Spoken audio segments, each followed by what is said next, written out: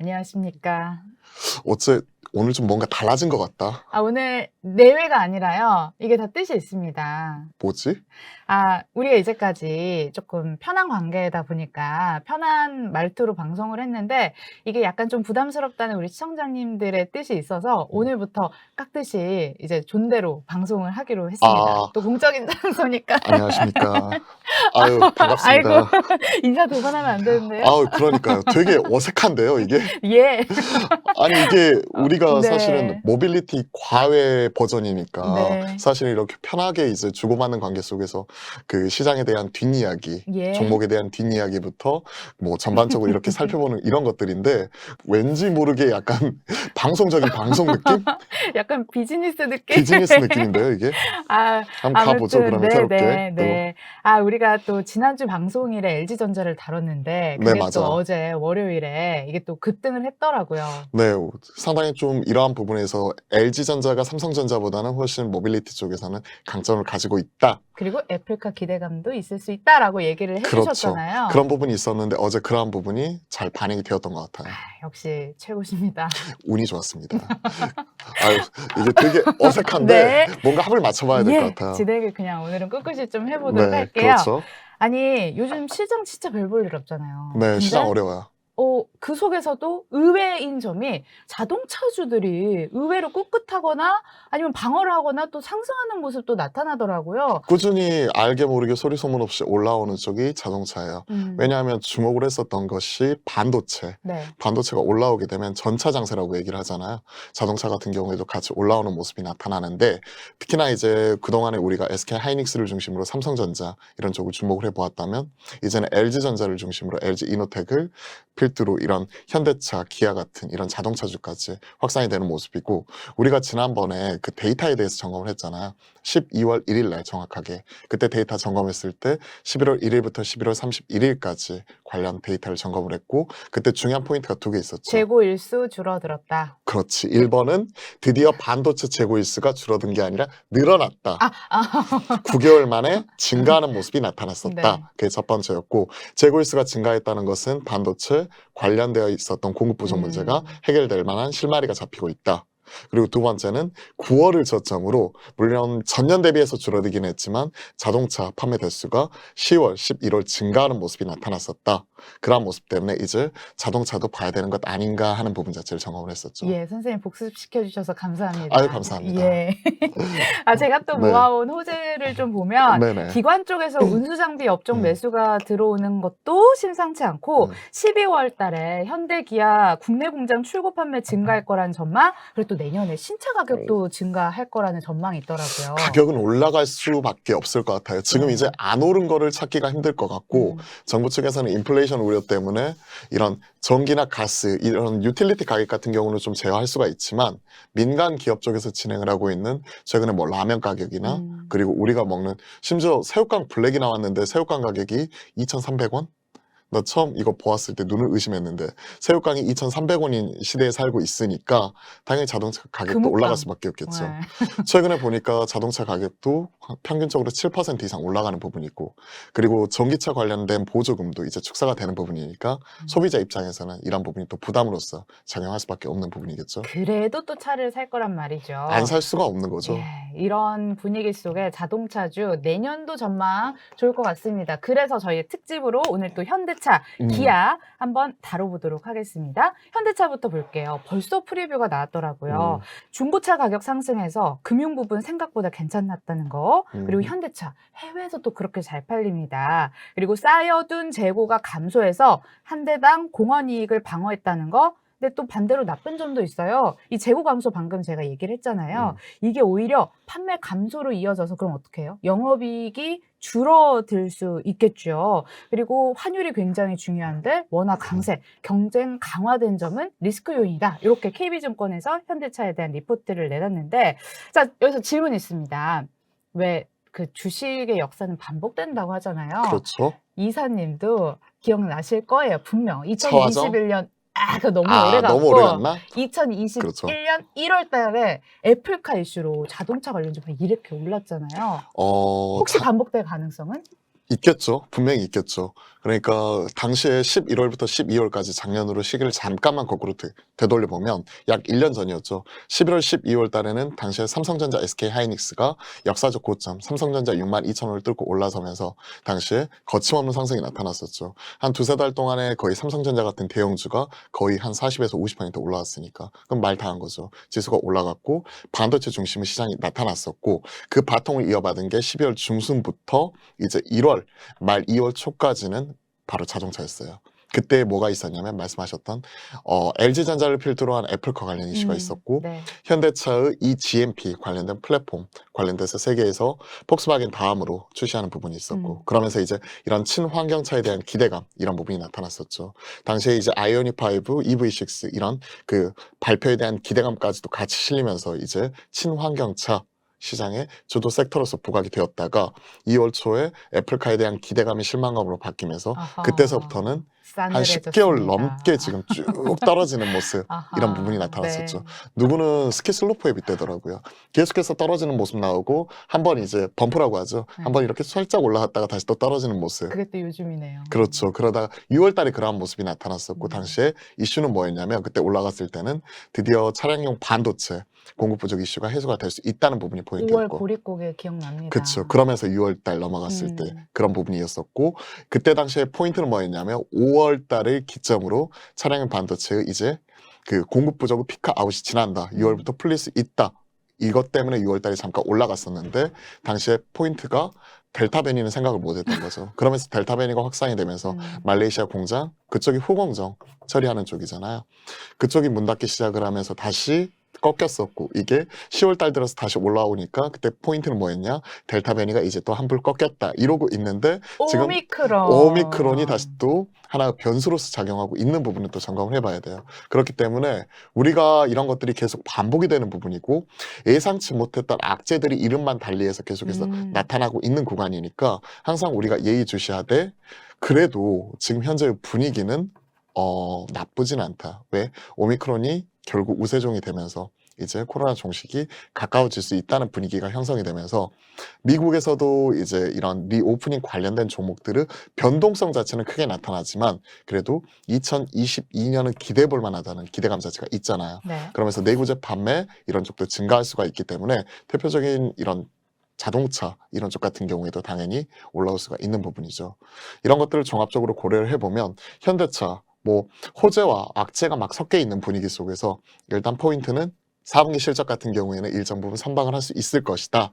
그리고 내년도는 이제는 올해보다 좀 더 개선이 되는 모습이 나타날 것이다. 차량용 반도체 공급 부족 이슈 그리고 가동률 이런 부분 같은 경우에도 이제 점진적으로 올라올 수 있을 것이다 하는 부분 자체를 점검을 해봐야죠. 그리고 우리가 11월 달 데이터에서 우리가 그때 느꼈었던 부분은 앞서 이러한 부분들도 있지만 무엇보다 친환경 차량 판매가 유럽 쪽에서 중심적으로 올라오고 있더라. 그러면 이런 믹스 개선에 따라서 가격 자체가 올라올 수 있기 때문에 결국 현대차와 기아 이쪽에서 추구하고 있는 뭐 비전이라든지 이런 부분 같은 경우가 좀 그래도 맞아 떨어지고 있구나. 그게 유럽 쪽에서 친환경차 차량 판매 쪽 이런 쪽과 연결이 되면서 그래도 방향은 잘 잡고 가고 있구나 하는 것 자체를 우리가 체크를 하고 가야 되는 거죠. 정리를 하자면 4분기는 생각보다 선방할 수 있겠다. 내년에는 차량용 반도체 공급 이슈 완화로 더 좋을 수 있겠다. 그리고 세 번째, EV 전기차라는 대전환의 시대에 있기 때문에 장기적으로 긍정적일 수 있겠다라고 얘기를 해주신 것 같아요. 자, 그러면은 이제 또 투자 전략을 우리가 고민을 해봐야 할 것 같은데, 그때 당시, 그러니까 2021년 1월 당시 29만 원까지 그때 쏘지 않았습니까? 엄청 그때 튀었었죠. 또 쏠 가능성은요? 지금으로서는 이제 실적 숫자와 연결이 돼야 될 것 같아요. 당시 1월 달에 쐈었던 이유는 현대차 eGMP 그러니까 글로벌 모듈러 플랫폼 그러니까 현대차에서 이제 이 GMP 플랫폼 자체를 시작한다는 건데 이게 어떤 의미를 갖냐면 그전에는 니로라든지 아니면 아이오닉 같은 그냥 단순 전기차나 친환경차 일반 차종 중심으로 이게 형성이 되었단 말이에요. 부품이. 근데 이게 플랫폼 비즈니스를 한다는 얘기는 이제 그 전기차 쪽에 들어가는 이쪽 관련해서는 하나의 부품 자체를 동일하게 쓴다는 얘기예요. 그러면 규모 경제가 가능한 거죠.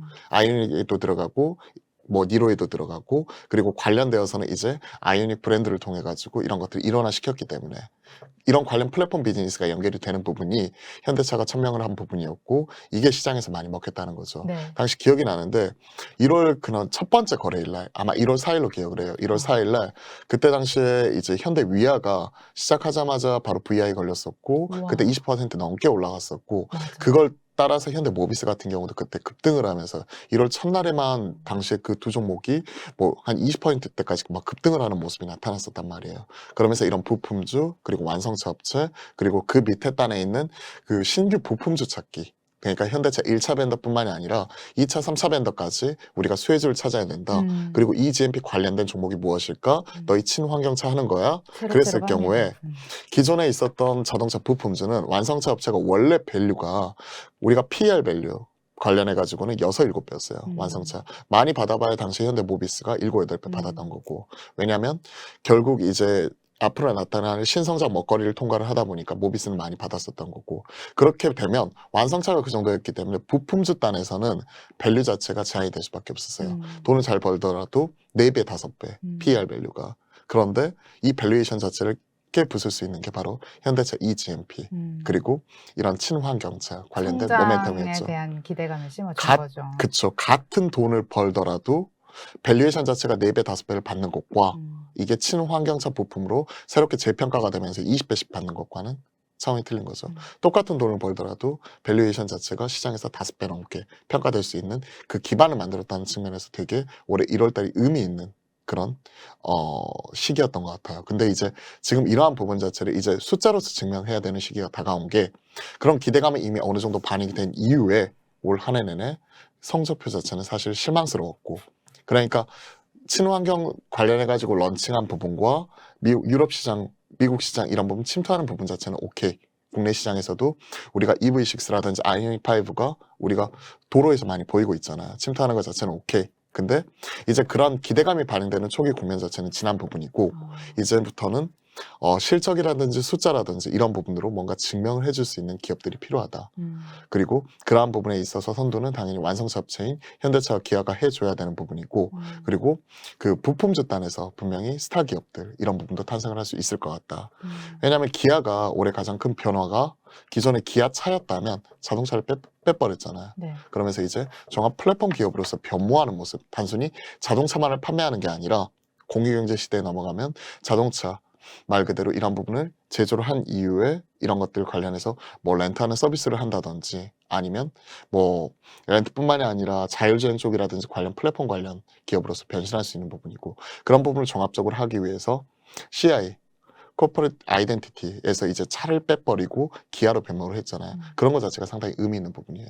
그리고 현대차는 수소 쪽이라든지 특히 이런 뭐 친환경 차량 관련해서 UAM 같은 특히 UAM 같은 경우에는 도심 항공교통이잖아요. 그러니까 나르는 플라잉카 뭐 이런 부분인데 뭐 이런 미래 신기술이라든지 이런 부분 비전을 천명했음에도 불구하고 실질적으로 주가 반응은 별로 못 갔잖아요. 네. 그런 것들을 이제 내년도부터 본격적으로 단계별로 보여주기 시작을 하면 그와 관련되어 있는 자동차 관련 부품이라든지 관련된 종목들이 또 움직일 수 있는 발판이 만들어지겠죠. 네. 예를 들어서 수소차 관련해서도 실제 이런 부분이 뭐 수소 오늘 오면서도 보았는데 수소 관련해서 택시 이런 것들 있잖아요. 그런 것들이 돌아다니기 시작하고 점차 이런 것들이 대중화되고 보편화되기 시작을 하게 되면 그와 관련돼서 수혜를 받을 수 있는 기업들 같은 경우가 올라오기 시작을 할 거고 그러한 모습이 올 한 해 내내 연속적인 모습은 크게 보여지진 않았지만 그래도 계속 나타나긴 했었잖아요. 그러면서 일진 하이솔루스도 상장을 했었고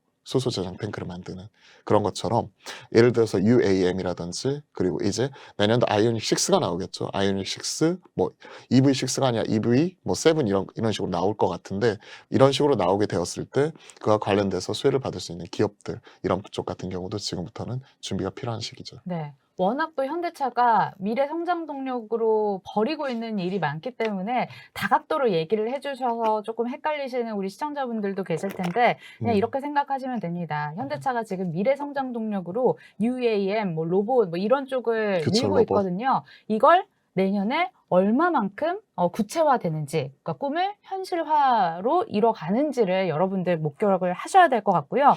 숫자로서 증명해야 된다고 말씀을 하셨는데 이게 그러니까 쉽게 말해서 전기차, 수소차가 내년에 얼마나 더 팔릴지 이거 한번 그 수치로 확인하시는 작업 필요할 것 같다라고 얘기를 해주신 것 같습니다. 정말 중요한 포인트였던 것 같아요. 그리고 이제 로봇 관련해서는 보스턴 다이내믹스 인수한 부분이 있잖아요. 로봇계. 이런 것들 정말 기대하는 부분이고 우리가 이런 성장주 투자를 할 때 가장 숫자로서 증명을 한다는 얘기는 이거 자체가 우리가 실적이나 이런 부분에서 엄청나게 돈을 조 단위로 벌어야 된다 이게 아니에요.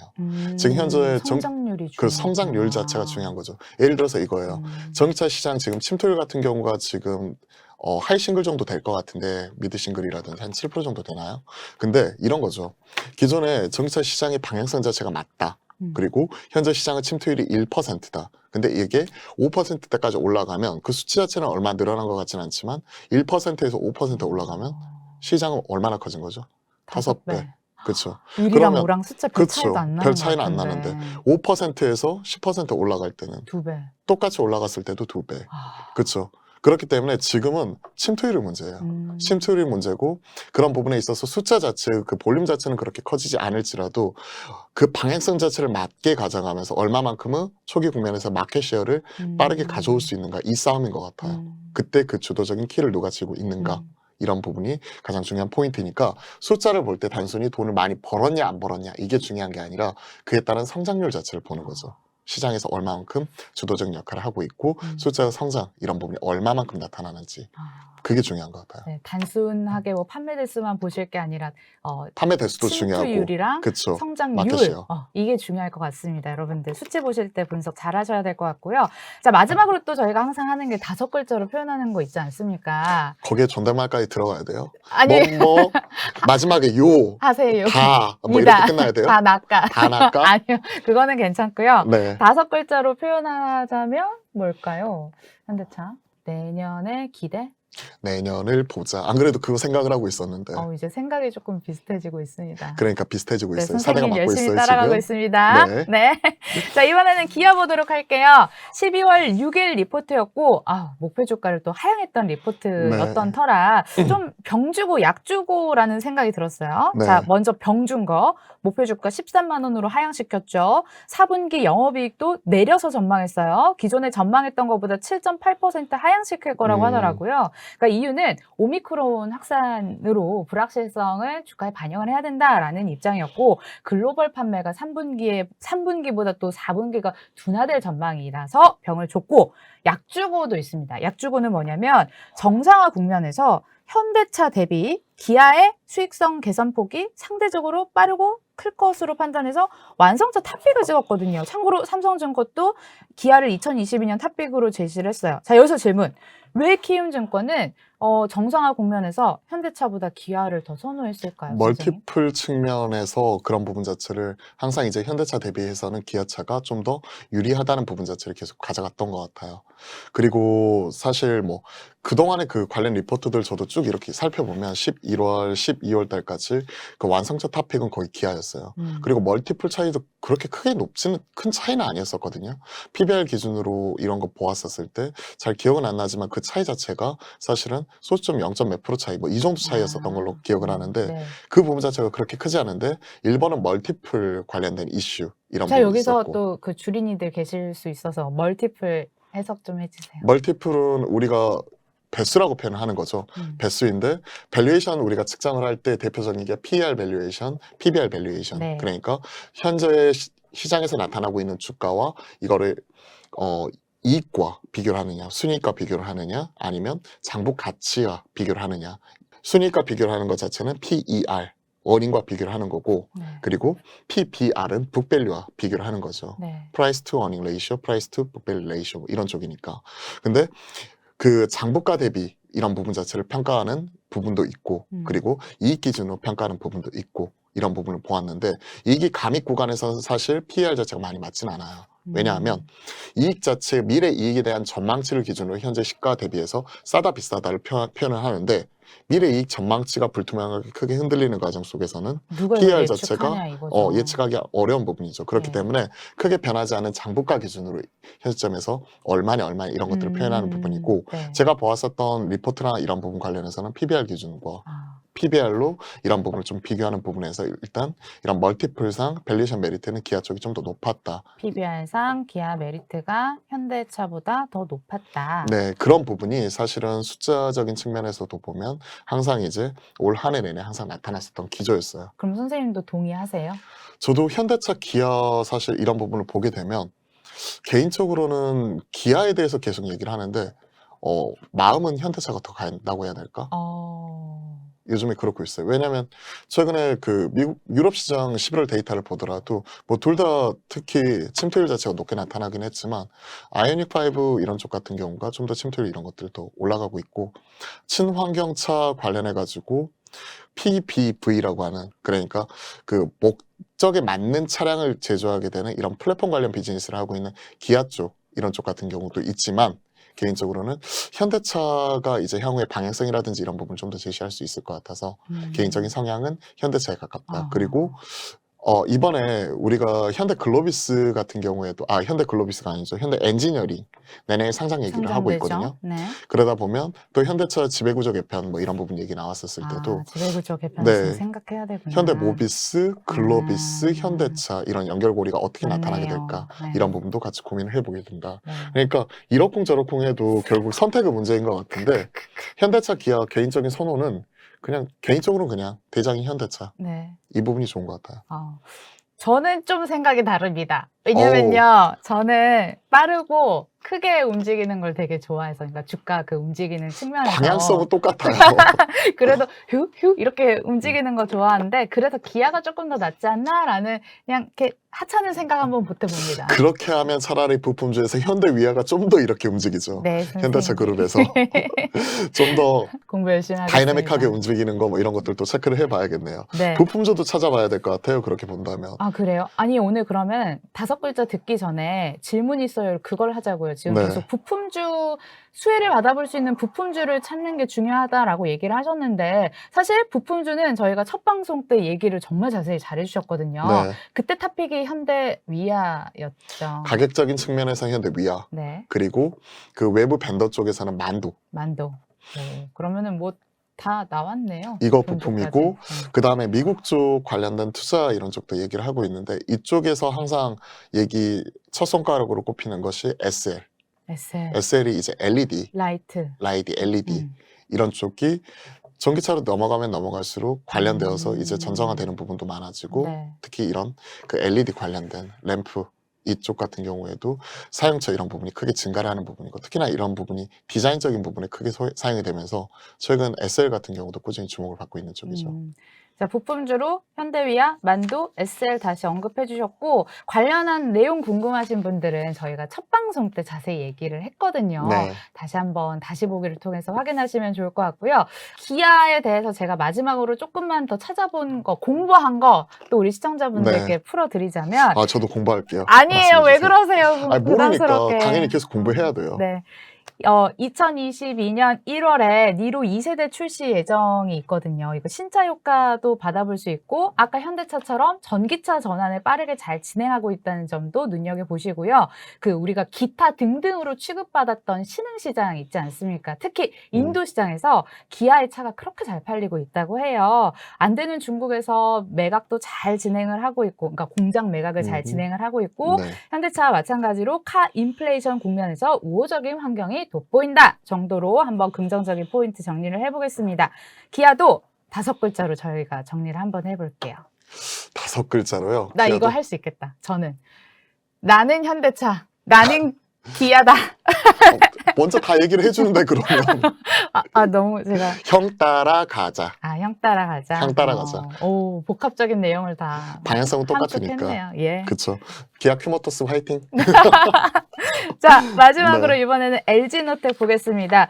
모빌리티 관련주로 저희 바로 네. 되죠, 오빠? 당연히 모빌리티 예. 관련주와 동시에 특히나 이쪽은 당연히 IT 쪽 네. 부품 집단, 애플 관련 대장이기도 하고. 애플 그러니까 카 다재다능한 것 부품주 같아요. 얘기도 LG노텍. 나오고. 그쵸. 예. 그러면은 이거 그냥 대놓고 물어볼게요. 저 이거 골랐다고 해서 혼날까봐 살짝 걱정을 했는데, 이 네. 종목은 오빠 아니면 물어볼 사람이 있어. 왜 없어요? 왜냐면 제가 작년에 한국경제방송 염탐했을 때 네. 오빠가 이거 분명 코너에서 유망주로 얘기했던 거 분명 봤거든요.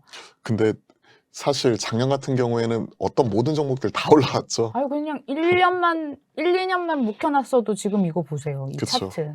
차트 감상할까요, 저희? 차트. 최근에 좀 많이 올라왔어요. 특히 LG전자 올라오면서 LG이노텍도 같이 올라왔었고, 다재다능하다고 얘기를 했던 게 네. 애플 쪽 관련주다 보니까 LG전자 애플카, 그리고 또 LG전자가 진행을 하고 있는 전장용 관련된 부품들, 이런 쪽이 있는 거고, LG이노텍이 할 수 있는 게 이런 그 광학 모듈 사업부, 뭐 이런 쪽 카메라 관련되어서 이런 쪽이 또 전장으로 또 들어갈 수 있는 부분이고, 또 LG전자가 이제 마그나와 관련 VC 관련된 그 차량 관련돼서 협업을 하는 부분에 있어서 부품이라든지 이런 쪽 관련해서 진행이 되는 쪽 같은 경우는 당연히 이쪽이 될 수가 있는 부분이겠죠. 그래서 종합적으로 고려를 해보면 LG전자 가면 LG노텍도 같이 따라가는 실과 바늘 관계, 뭐 이런 느낌인 것 같고, 특히나 애플 쪽 얘기를 했는데 최근에 XR 렌즈, 그리고 헤드마운트 디스플레이 이런 쪽이 들어가면서 메타버스 관련주로서 메타버스 하드웨어 쪽으로 최근에 주목을 받기도 했었고, 그리고 최근 이런 부분 같은 경우에 자동차 관련되어서는 앞서 말했던 대로 LG전자 이런 부분과 같이 협업을 하면서 실과 바늘의 관계처럼 같이 따라가는 부분이니까 진짜 다재다능하네요. 지금 얘기 궁극적으로. 나온 것만 해도 메타버스 엮이죠. 핫한 전장 묶이죠. 그렇죠. 기본은 가져가는 IT 묶이죠. 그렇죠. 어머 세상에. 여러 가지로 그러니까 현 시점에서 좀 바라봐야 될 포인트가 많이 있는 것 같아요. 그리고 기존에는 단순히 LG전자 빠지고 LG 디스플레이 빠지면 같이 빠지는 종목이었다면 최근에는 그 존재감 뿜뿜이라고 해야 되나? 진짜 그러네. 네, 그런 모습이 좀 나타나고 있는 것 같아서 개인적으로는 LG이노텍 그 성장에 대해서는 사실 기대를 하고 있다. 이렇게 봐야 되죠. 그러면은 진짜 이거는 사실 신도 모른다는 게 목표 주가긴 한데요. 너무 궁금해요. 이정표 될 만한 가격대가 궁금해서 한번 질문 드리고 싶은데, 삼성증권은 LG노텍 목표가를 35만 원, 키움증권은 33만 원, IBK 투자증권은 41만 원 정도 썼거든요. 최근 가격이 32만 원대. 지금 거의 다 달았어요, 사실은. 지금 30만 원대 초반 좀 넘어섰죠, 지금. 네, 32만 2,500원이 네. 11월 30일 최고가. 그렇죠. 다시 그 근처 왔고. 그러면서 이제 키움 쪽에서는 33만 원을 썼으니까 거의 다 온 거고, 네. 그리고 삼성 쪽에서는 35만 원이니까 TP 거의 다 온 거고, 네. 보통 이렇게 되면 TP 자체를 다시 또 올리죠. TP는 타깃 프라이스, 그러니까 목표가 네. 이 부분이니까 보통 이런 경우에는 41만 5천 원까지 지금 이렇게 써놨기 때문에 한 40만 원대까지는 무리 없이 올라가지 않을까. 그리고 지금 IT 쪽 분위기가 그렇게 나쁘진 않아요, 사실. 반도체, 그리고 그와 관련되어서 부품들, 이런 부분도 같이 움직이고 있는 쪽이기 때문에 이쪽 같은 경우에는 먼저 이렇게 좀 튀어 올라간 감이 없잖아 있긴 한데, 이런 가격적인 이격 부담 이런 부분만 좀 해소하게 되면 추가적으로 업사이드 자체는 좀 더 열려있다고 봐야 되는 게 맞는 것 같아요. 그럼 5글자로 표현하면 열려있다 느낌표. 이런 것도 있구나. 왜 내가 이렇게 고민했지? 느낌표, 물음표 이런 것도 다 했는데. 온점도 있어요. 다음에 그거 마침표, 쓰셔도 돼요. 마침표도 있고. 쉼표도 있고. 열려있다 느낌표. 혹은 열려있나 물음표. 우리 존대해야 되죠? 열려있나요? 그쵸. 예, 알겠습니다. 오늘 이렇게 해서 세 종목 되게 유쾌하고 재밌게 풀어봤는데, 네. 이제 다음 시간에 만날 땐 또 FOMC 회의가 끝나고 또 만나게 되잖아요. 네, 그때는 불확실성 시장 해소했으면 좋겠어요. 좀 이런 진짜 것들. 제발 좋아졌으면. 네, 제발. 예, 그 기원을 바라보면서 저희 오늘 여기서 마치겠습니다. 끝까지 시청해주신 여러분 고맙습니다. 감사합니다.